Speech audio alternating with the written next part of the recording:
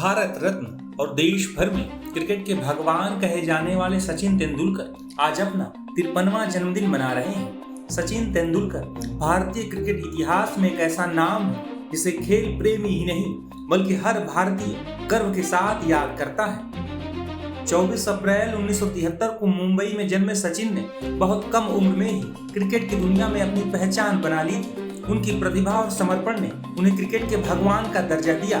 सचिन ने मात्र 16 साल की उम्र में अंतर्राष्ट्रीय क्रिकेट में पदार्पण किया और इसके बाद उन्होंने पीछे मुड़कर नहीं देखा। सचिन ने अपने करियर में अनेक रिकॉर्ड बनाए, जिनमें 100 अंतर्राष्ट्रीय शतक सबसे प्रमुख हैं। उनके खेलने की शैली में तकनीक, धैर्य और आक्रामकता का अद्भुत संतुलन देखने को मिलता था। चाहे टेस्ट मैच हो या एक दिवसीय क्रिकेट, सचिन ने हर प्रारूप में अपनी छाप छोड़ी।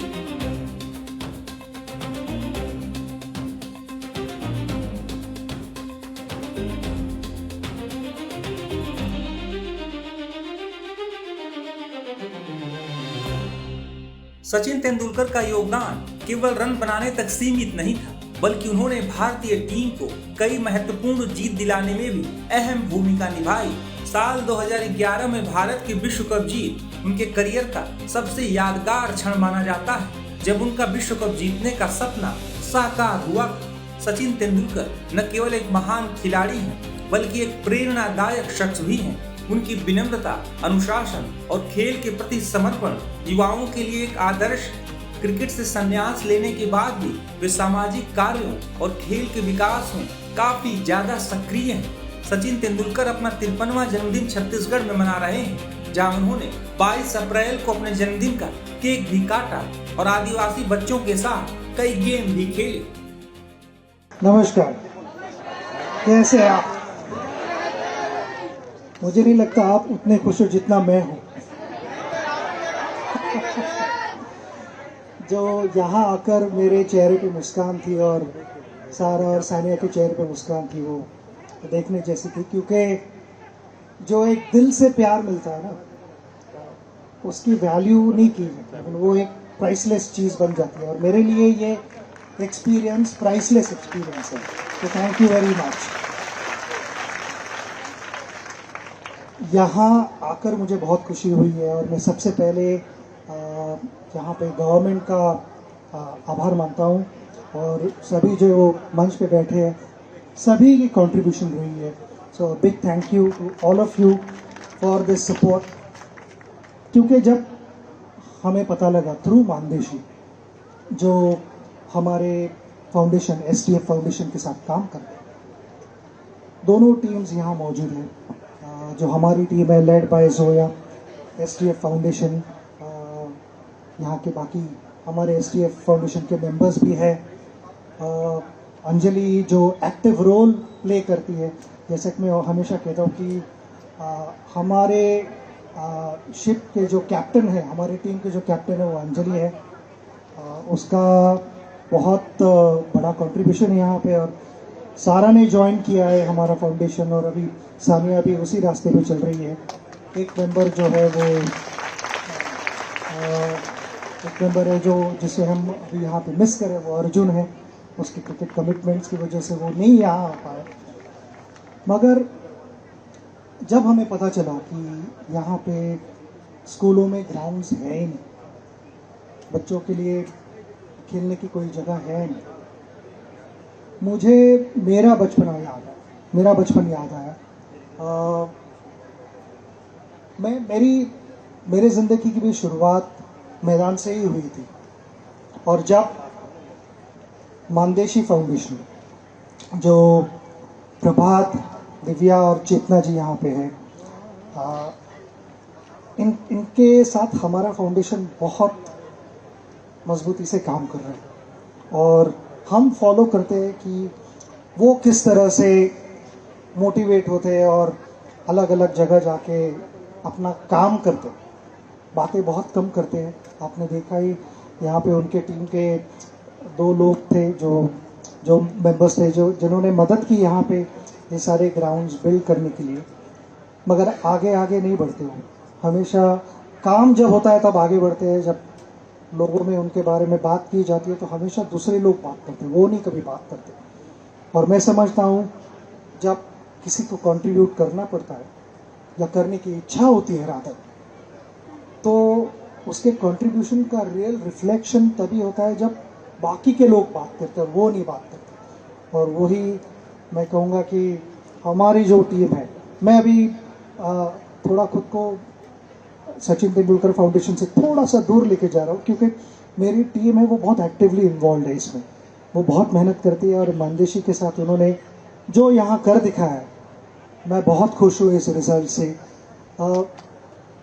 बच्चों को जब मैं देखता हूँ तो जैसे मेरी जर्नी स्टार्ट हुई मैदान से, वो मुझे याद आया।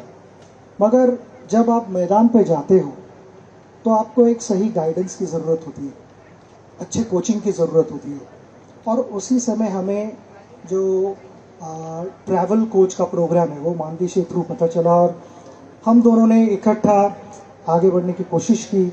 हमने डिसाइड किया कि हम यहाँ पे हमारे कोचेस भेजेंगे जो यहाँ के 100 लोकल टीचर्स को ट्रेनिंग देंगे और उनको इस लेवल तक ट्रेनिंग देंगे कि वो अच्छा नॉलेज बच्चों में बांट सके। क्योंकि अगर किसी के पास एनर्जी होती है तो जैसे कि हम कहते हैं कि वो एनर्जी को डायरेक्शन देना बहुत ज़रूरी है, वो एनर्जी को चैनलाइज करना ज़रूरी होता है। डायमंड्स यहाँ पे बहुत बैठे हुए मुझे दिख रहे हैं, मगर उनको सही तरह से पॉलिश करना होता है, तब उनकी वैल्यू बढ़ते जाती है। तो मुझे यहाँ पे बहुत डायमंड्स दिख रहे हैं, और मैं सारे लड़के लड़कियों को यही कहूँगा कि ये उम्र है खेलने कूदने की, ये उम्र है खेलने कूदने की, मस्ती करने की। मैंने भी बहुत मस्ती की, मैं तुम्हारी उम्र से गुजरा हूँ। वो सब कुछ होना चाहिए, पढ़ाई भी करनी चाहिए, मगर ये उम्र में दोस्त भी बनाने चाहिए, अच्छे दोस्त बनाने चाहिए। क्योंकि मैं समझता हूँ कि जो एक ट्रू फ्रेंड होता है वो उसको 2 क्वालिटीज़ उसमें होने बहुत ज़रूरी है। कि वो मिरर जो कहते हैं, आईना, उसमें वो दिखना चाहिए हमें, और परछाई, शैडो। क्योंकि आईना कभी झूठ नहीं बोलता है और परछाई कभी साथ नहीं छोड़ती। तो ऐसे दोस्त रखो जो हमेशा आपको सही एडवाइस दे और आपका साथ नहीं छोड़े। मुझे बहुत जब मैं छोटा था तो मुझे बहुत सारे एडवाइस हुए, मगर सबसे इम्पोर्टेंट एडवाइस था मेरे फादर से कि क्रिकेट तुम्हारा कितने साल चलेगा। उस समय तो जब मैं 16 साल का था तब मैंने इंडिया के लिए खेला था पहली बार। फादर ने कहा मे बी 10 साल 15 साल, उसके बाद क्या होगा? उसके बाद तुम्हें लोगों ने याद रखना चाहिए अच्छे इंसान के जरिए, तो अच्छे इंसान बनने की कोशिश करो। उसी की कोशिश हर दिन, जैसे कि हम कहते हैं कि हर दिन हमें उठ के तैयार होना पड़ता है, हम ब्रश करते हैं, नहाते हैं, खाना खाना पड़ता है, वैसे ही अच्छी चीज़ों करने के लिए हमें हर दिन उस चीज़ों को प्रैक्टिस करना पड़ता है। ये सारी चीज़ें अपने आप नहीं होती। और आज एज अ पेरेंट मैं यही कहना चाहूँगा कि मुझे अभी रिसेंटली मैंने मेरे बेटे का इंटरव्यू सुना, अर्जुन का, और अर्जुन को उसके इंटरव्यू में एक सवाल किया गया था कि खुद को 5 साल में कहाँ देखती, तो उसने कहा कि कौन सक्सेसफुल नहीं होना चाहता, सभी खेलना चाहते, मगर मैं किसी का नुकसान करके आगे नहीं बढ़ना चाहता। तो एज अ पेरेंट अंजलि और मैं ये कह सकते हैं कि we are extremely proud of him and so are we of Sara and Sania. मेरे अगर फादर यहाँ पे होते हमारे बीच तो ज़रूर अर्जुन को शाबाशी। यहाँ पे हम बैठे और इतने सारे बच्चे हैं, मगर अभी शुरू में छोटे लड़की ने एक स्टेटमेंट दी कि लड़कों और लड़कियों में थोड़ा सा कहीं ना कहीं तो डिस्क्रिमिनेशन होता है, कभी कभी नोइंगली होता है, कभी कभी अननोइंगली होता है। मगर ये जो मैं देख रहा हूँ अभी मेरे सामने, ये इसके लिए मैं पेरेंट्स को कहूँगा कि वेरी वेल डन। कि यहाँ पे उतने ही मुझे लड़कियाँ दिख रहे हैं जहाँ लड़के हैं।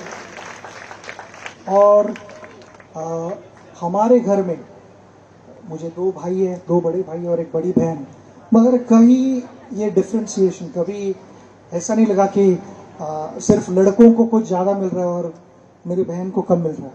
In fact possibly it was the other way round, कि उसे पहले दिया जाता था और बाद में हमें बांटा जाता था। आदिवासी बच्चों के बीच पहुंचे सचिन ने इस दौरान कई संदेश भी दिए।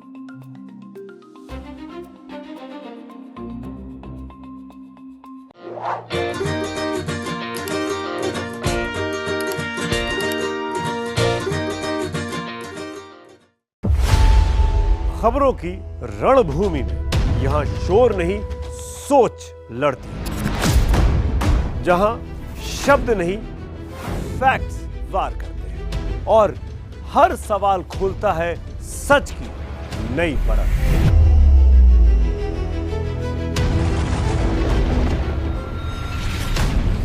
चक्रव्यूह आपके अपने सुमित अवस्थी के साथ सोमवार से शुक्रवार शाम 6:57 पर टाइम्स नाउ नव भारत पर।